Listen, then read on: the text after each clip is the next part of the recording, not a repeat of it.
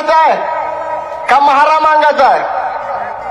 कारण ग्रामीण भागामध्ये गावकुच्या बाहेर राहणारा हा महार मांग आज सोशल मीडियावर आपापसामध्ये भांडण करतोय. याचं कारण काय माहित आहे का?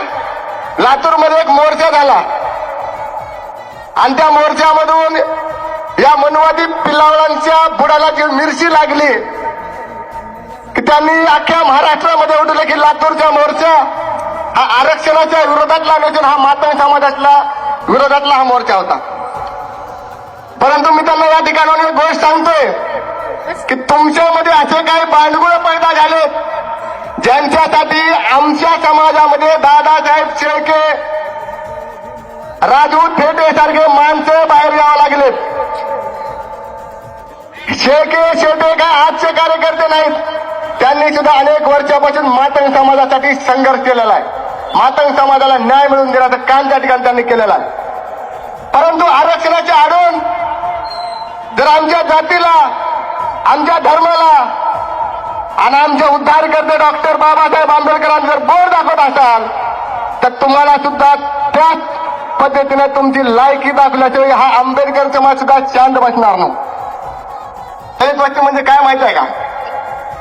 दलित वस्ती म्हणजे क्रांतीची भूमी आहे. दलित वस्ती ही क्रांतीची भूमी आहे आणि त्या क्रांतीच्या भूमीतलं ही वादळ आहे. इथं जगण्याला मरण्याला घाबरणारी अवलादी नाही. त्याच्यामुळे यांच्यातल्या काही भांडगुळांनी आम्हाला बाबासाहेब सांगायची गरज नाही. आज लढा काय झाला माहिती आहे का? डॉक्टर बाबासाहेब आंबेडकर यांच्या विरुद्ध आंबेडकरवादी समाज ज्या दिवशी बीड ते मुंबई लॉंग मार्च निघाला त्याच्यापूर्वीचं वातावरण जर बघितलं तुम्ही, यांच्या मोर्चामध्ये डॉक्टर बाबासाहेब आंबेडकर सुद्धा दिसले नाहीत तुम्हाला. डॉक्टर बाबासाहेब आंबेडकरांनी आमच्यासाठी काय केलं आणि डॉक्टर बाबासाहेब आंबेडकरांना आम्ही ओळखत नाही अशा प्रकारचे पोस्ट आपण सोशल मीडियावर पाहिलं, बघितलोय आपण. परंतु ज्या दिवशी बीड ते मुंबई मोर्चा निघाला आणि त्या ठिकाणी जेव्हा महाराष्ट्र पेटला त्यावेळेस यांच्या डोक्यावर बाबासाहेब बसलेत आणि आज आम्हाला सांगते तुम्ही बाबासाहेब जेवलात आहेत का? अरे तुम्ही अण्णाभाऊसाठी जेवलात आहेत का? असं तर अण्णाभाऊसाठी म्हणतात जग बदललं घालून गावामध्ये सांगून गेले भीमराव आणि तुम्ही त्या बाबाला म्हणता बाबासाहेब आमचे कोणीच नाहीत. अण्णाभाऊसाठी तुमचे अल्टरनेट मेघ मारलेले आणि ती मेघ आता संघाच्या अवलादीला पत नाही गेले. म्हणून महाराष्ट्राविरुद्ध मांग उभा केला जातो या ठिकाणी. आणि या ठिकाणी आपण हुशार माणसं आहेत, समजदारी घेतली पाहिजे. मी खरं तर या ठिकाणी मी सलाम करतोय. जातीमध्ये भांडणं लावून माणसातला माणूस ज्या माणसाने तोडला ते या महाराष्ट्रातलं सरकार, भाजप सरकार आणि संघाच्या मांडीवर बसलेले जे बांडगुळ आहेत, जे आंबेडकरवाद्यांना टार्गेट करतात, त्यांना माझ्या मधल्या बोटाचा सलाम आहे, सलाम. आणि प्रत्येकाने सलाम केला पाहिजे त्यांना मधल्या बोटाचा. ती बाबासाहेबाचे लेकर आहेत, मरणाला जगण्याला घाबरणारी माणसं नाहीत. तुम्ही बापाचे बाप आणलो, आमच्या पिशंचे जण कमी आहेत का? तुमच्या काही बापाचे बाप आणले रानबा महार.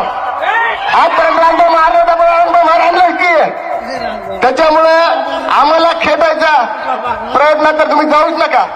आमच्याकडे थोडा तरी जोर दाखवता काय बोलायले हृदयाला ठणठण होऊ द्यायचा. या ठिकाणी आमच्यापाशी रानबा महार आहे, सिद्धनाथ महार आहे, सम्राट अशोक आहेत, आमच्यापाशी सगळेच आहेत. त्याच्यानंतर 2 हात जोडून आमच्याकडे ताकद आहे, पेन घालणारे बाबासाहेब आहेत. त्याच्यामुळे आम्हाला ते दानपत्य बिनपत्य सांगायची गरज नाही. लातूरमध्ये बैठक झाली, लातूरमध्ये लातूरमध्ये बैठक झाली. त्या मातंग समाजाच्या बैठकीमध्ये माजी आमदार सुधाकर भालेराव म्हणतोय या महाराजांना बोलताना माझ्याकडे सोपवा, त्यांना कसे घोडे लावायचे ते आम्ही बघू. मग सुधाकर भालेराव, त्या सुधाकर भालेरावला घोडे लावायला उदगीरमध्ये गौतम सोमवंशी नावाचा पॅंथर कार्यकर्ता, त्याला ते प्रश्न दिला, त्याच्यावरती गुन्हे दाखल करून त्याला दाबण्याचा प्रयत्न त्या ठिकाणी केला गेला. ही महार आहेत, त्या महाराला डोसायचं काम तुमचं नाही. आणि माझी या ठिकाणी विनंती आहे की अण्णाभाऊ साठे आपले, त्यांनी आपल्याला एक मंत्र दिलेला आहे, जग बदल घालून गाव मध्ये सांगून गेले भीमराव.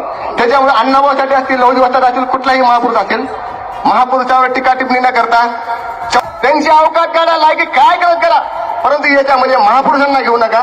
महापुरुषांचा आदर आपल्या डोळ्यासमोर ठेवा. एवढं सांगतो, थांबतो. जय भीम, जय भारत, जय संविधान. डॉक्टर बाबासाहेब आंबेडकरांचा जय भीम. धन्यवाद भाऊ.